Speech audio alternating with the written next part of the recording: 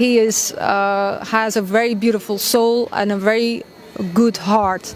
Next to that, he is a really strong leader.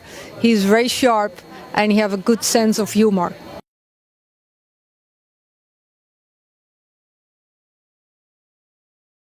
So Western Europe is one of the most advanced places on the planet in terms of healthcare, entertainment, social welfare, and the economy.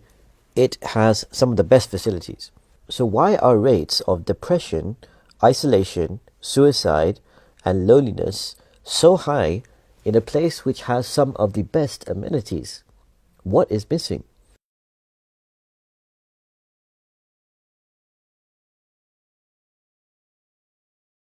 So this place you see here is called the Jalsa Salana, or the annual convention in Holland, and it's run by the Ahmadiyya Muslim community. So for those of you who don't know, here's some really quick facts. The community was set up in 1889.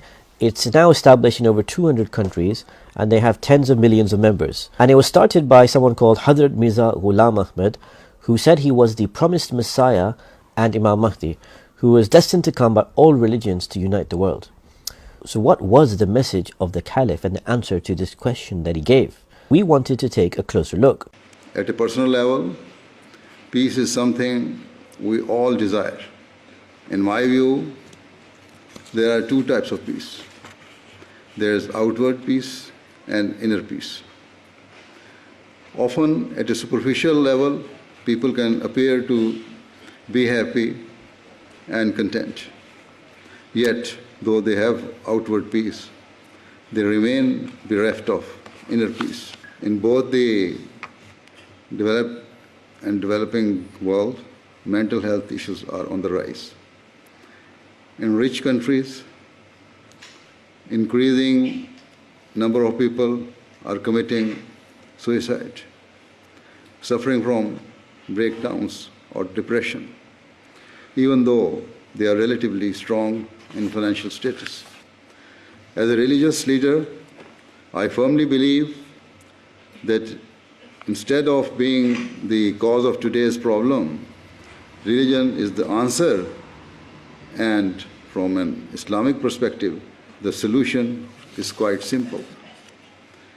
The Prophet of Islam, peace and blessing of Allah be upon him, taught that a true peace of mind requires for a person to recognize God Almighty and to develop a connection with Him, because, according to Islam, one of the attributes of God Almighty is that He is the source of peace.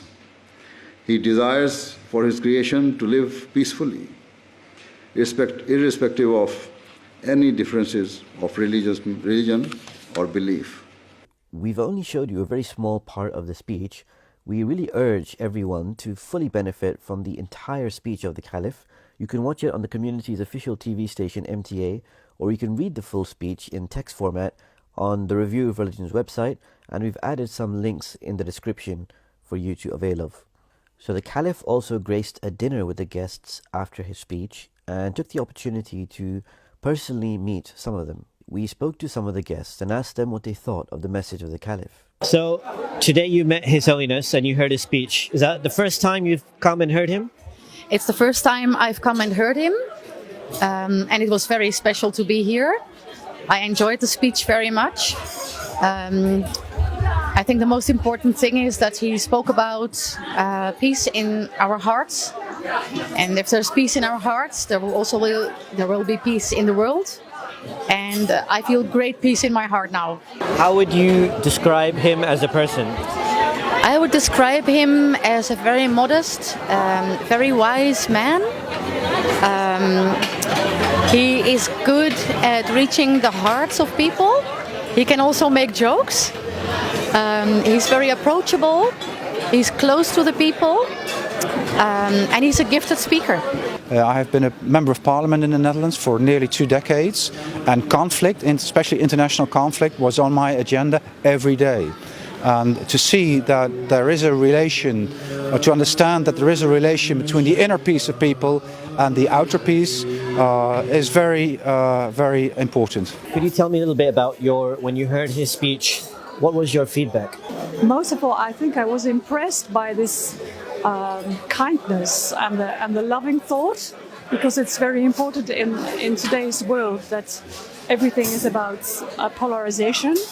And he was just like, putting the arms around everybody, like, let's be a good person and let's live by the law of God. There was a guest called Patricia who I sat down with after the speech for quite a long time, and we spoke a lot about the address of the Caliph. Patricia is the founder of an NGO which is established in over 60 countries in the world, and it was intriguing to hear her feedback on the speech. Here's what Patricia told me.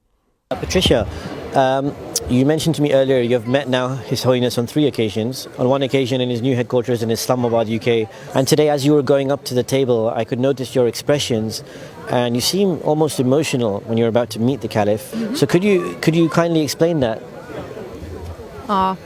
I got deep respect for His Holiness.